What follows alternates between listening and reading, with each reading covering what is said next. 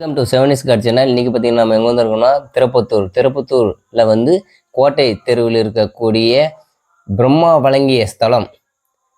எத்தனை பேருக்குங்க தெரியும் நமக்கு வந்து திருப்பத்தூரில் இப்படி ஒரு கோவில் இருக்குன்னு? அதாவது பிரம்மாவே வந்து வணங்கிய தலம்தான் இங்கே இருக்கக்கூடிய பிரம்மேஸ்வரர் திருக்கோவில்.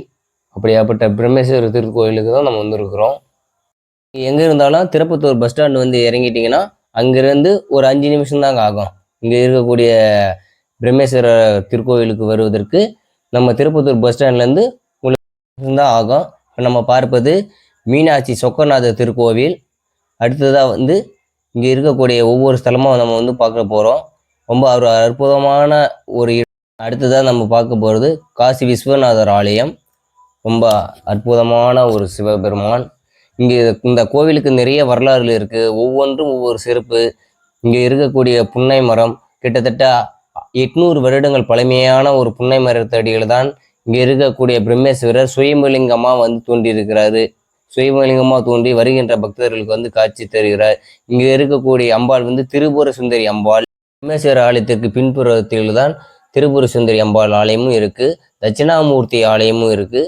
பார்க்க போகிறது சண்முகம் சன்னதி. இங்கே இருக்கக்கூடிய சிவபெருமானுக்கு பின்புறத்தில் தான் சண்முக சன்னதின்னு இருக்குது. நம்ம இப்போ பார்ப்பது சண்முக சன்னதி. இந்த கோவிலுக்கு நிறைய வரலாறு இருக்குது. கிட்டத்தட்ட 1500 ஆண்டுகள் பழமையான கோவில். இந்த கோவிலில் நிறைய சிறப்புகள்லாம் இருக்குது. நம்ம பிரம்மேஸ்வரர் ஆலயத்திற்கு பின்னாடி வந்து தட்சிணாமூர்த்தி சிலையும் கால்வாய் இடத்தில் பிரம்மா சிலையும் நம்மளால் வந்து பார்க்க முடியும். இதுதான் பிரம்மா சிலை. நம்ம பார்க்கக்கூடிய 4 முக கடவுள் கோவில் வந்து ரொம்ப அற்புதமான ஒரு கோவிலுங்க. திரிபுர சுந்தரி அம்பாள் வந்து நம்ம இப்போ தரிசனம் பண்ண போகிறோம். அம்பாள் சன்னதி, திரிபுர சுந்தரி அம்பாள் சன்னதி. ரொம்ப அற்புதமான அம்பாள், அழகாக இருக்காங்க. நீங்கள் நேரில் போய் பாருங்கள், உங்களுக்கு ரொம்ப பிடிக்கும். நம்ம இப்போது திரிபுர சுந்தரி அம்பாளை வந்து தரிசனம் பண்ணி முடிச்சிட்டோம். இந்த கோவில் பார்த்திங்கன்னா கிட்டத்தட்ட நிறைய மன்னர்களால் வந்து கட்டப்பட்ட கோவில். ஒவ்வொரு மன்னர்கள் காலத்தில் ஒவ்வொருத்தரும் கட்டியிருக்கிறாங்க. நீங்கள் போனீங்கன்னா கண்டிப்பாக வந்து இங்கே இருக்கக்கூடிய ஸ்தல வரலாறுகளை வந்து தெரிஞ்சுக்கலாம். தரிசனம் பண்ணி முடிச்சுட்டு அடுத்ததாக வந்து நம்ம வெளிப்பக்கம் போக போகிறோம். வெளிப்புற தோற்றம் வந்து ரொம்ப அழகாக இருக்குங்க. நிறைய மரங்கள் இருக்குது. ரொம்ப வந்து அழகாக அற்புதமாகவும் இங்கிருந்து பார்த்தீங்கன்னா கோவில் கோபுரங்கள் தெரியும். நம்ம இங்கே இருக்கக்கூடிய சிவபெருமானை தரிசனம் பண்ணி முடிச்சுட்டு சுற்றி வர போகிறோம். கோவிலோடைய வெளிப்புற தோற்றம் ரொம்ப பார்க்கு மாரிலாம் பண்ணியிருக்கிறாங்க. ரொம்ப சூப்பராக இருக்குது.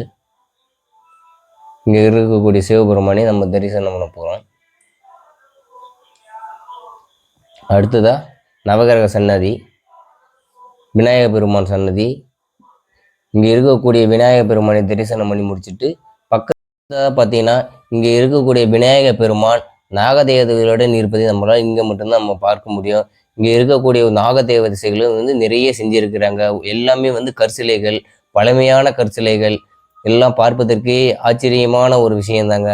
நம்மளுக்கு வந்து திருமண தடை இருந்துச்சுனாலும், நம்ம ஜாதகத்தில் வந்து நாகதேவதைகள் தோஷங்கள் இருந்தாலும், இங்கே இருக்கக்கூடிய பிரம்மேஸ்வரர் தலத்தில் இருக்கக்கூடிய இந்த நாகதேவ சிலைகளை வந்து சுற்றி வந்தீங்கன்னா கண்டிப்பாக வந்து நம்ம ஜாதகத்தில் இருக்கக்கூடிய நாகதோஷங்கள் வந்து நீங்கி கண்டிப்பாக வந்து திருமண தடையை நீங்கி கண்டிப்பாக திருமணம் நடக்கும். அடுத்து வந்து நம்ம நவகிரக சன்னதியை தரிசனம் பண்ண போகிறோம். நாங்கள் வெளியில் வந்து விளக்குகள்லாம் விற்கிறாங்க. வெளியிலேருந்து விளக்கு வாங்கிட்டு வந்து தான் நெய் தீபம் போட்டு விளக்கு கட்டிட்டு தான் வந்து இங்கே இருக்கக்கூடிய நவகிரக சன்னியை வந்து தரிசனம் பண்ணோம். நீங்களும் வெளியில் அப்படி விளக்கு போகிறதா இருந்தால் வெளியில் விற்கிறாங்க. கண்டிப்பாக வந்து வாங்கிட்டு வந்து இங்கே இருக்கக்கூடிய சனீஸ்வர பகவானுக்கும் நீங்கள் விளக்கு போட்டு தரிசனம் பண்ணலாம். ஏன்னா நம்ம அப்படி விளக்கு ஏற்றி தரிசனம் பண்ணுறதுனால சனியோட பார்வை வந்து கம்மியாகும்னு சொல்கிறாங்க. நம்ம தரிசனம் பண்ணி முடிச்சிட்டோம். அடுத்ததாக வந்து பிரம்மேஸ்வரரை தரிசனம் பண்ண போகிறோம். கடவுள், 4 முகங்களுடைய கடவுள் பிரம்மா வந்து வணங்கியதால் இக்கோவிலுக்கு வந்து பிரம்மஸ்தலம் என்று ஒரு பேரும் இருக்குது. பிரம்மாவையும் கலைவாணி தேவியும் சேர்த்து வைத்த சிவபெருமானுடைய தலம்தான் திருத்தலம். பிரம்மாவும் கலைவாணி தேவியும் வணங்கிய ஸ்தலமும் இந்த பிரம்மஸ்தலம்தான். இங்கே இருக்கக்கூடிய பிரம்மேஸ்வரரை கலைவாணி தேவியும் பிரம்மதேவரும் சேர்ந்து வணங்கிய தலமும் இத்திருத்தலம். புராண காலத்தில் ஆதி சங்கரால் வந்து 3 சக்கரங்கள் உருவாக்கப்பட்டு இருக்கின்றது. அதில் ஒவ்வொரு சக்கரமும் ஒவ்வொரு இடத்தில் இருக்கிறது. 3வது சக்கரம் இத்திருத்தலத்தில் இருப்பது மிகவும் சிறப்பு வாய்ந்த ஒரு விஷயம்.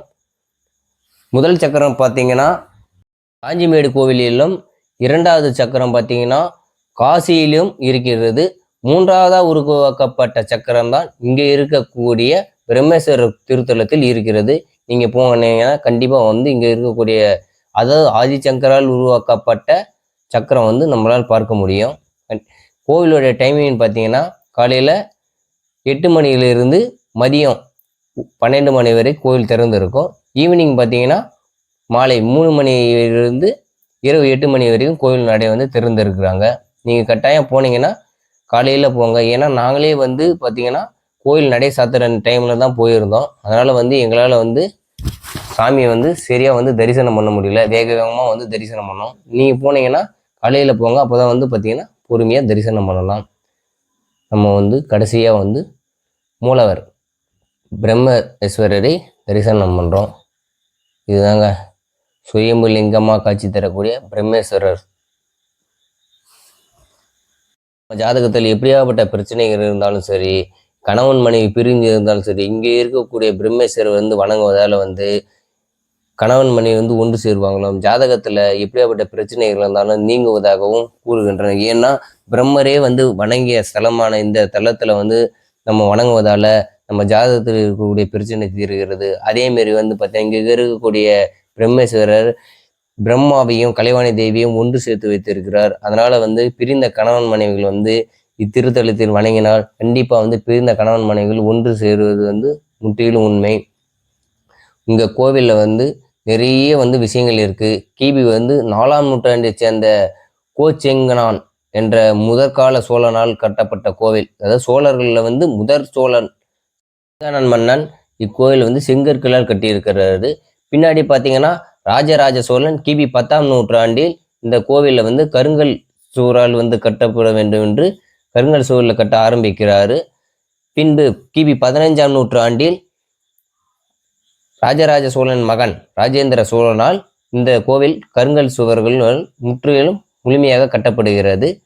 பின்பு விஜயநகர பேரரசர் வந்து இவங்க கோவிலை வந்து பாதுகாக்கிறாங்க.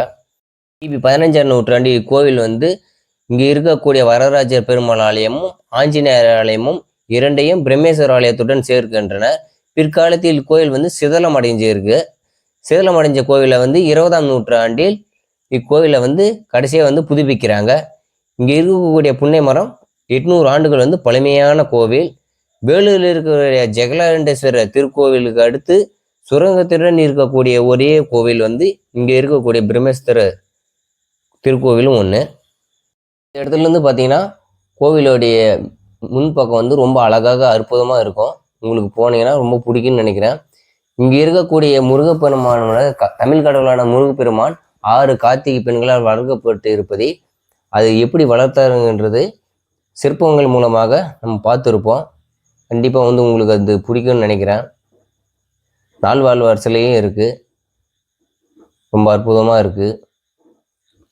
இந்த வீடியோ உங்களுக்கு பிடிச்சிருந்தா லைக் பண்ணுங்கள், ஷேர் பண்ணுங்கள், கமெண்ட் பண்ணுங்கள். மறக்காமல் நம்ம சேனலை வந்து சப்ஸ்கிரைப் பண்ணுங்கள். அப்புறம் தான் நாங்கள் போடுற வீடியோ வந்து உங்களுக்கு உடனுக்குடன் நோட்டிஃபிகேஷனாக வரும். நீங்கள் கொடுக்குற ஒவ்வொரு ஆதரவால் தான் நாங்கள் அடுத்தடுத்து வீடியோ வந்து போட போகிறோம். இந்த மாதிரி நிறைய தகவல் வந்து நீங்கள் பார்க்காத ஒரு புதுமையான விஷயங்கள்லாம் நான் வந்து வீடியோ மூலயமா வந்து உங்களுக்கு போட போகிறோம். எங்கள் சேனலோடைய நேம் பார்த்தீங்கன்னா 7 is God. நன்றி, வணக்கம். மீண்டும் அடுத்த ஒரு வீடியோவில் உங்களை சந்திக்கிறேன். உங்களிடம் விடைபெறுவது உங்கள் குமரேசன். நன்றி, வணக்கம்.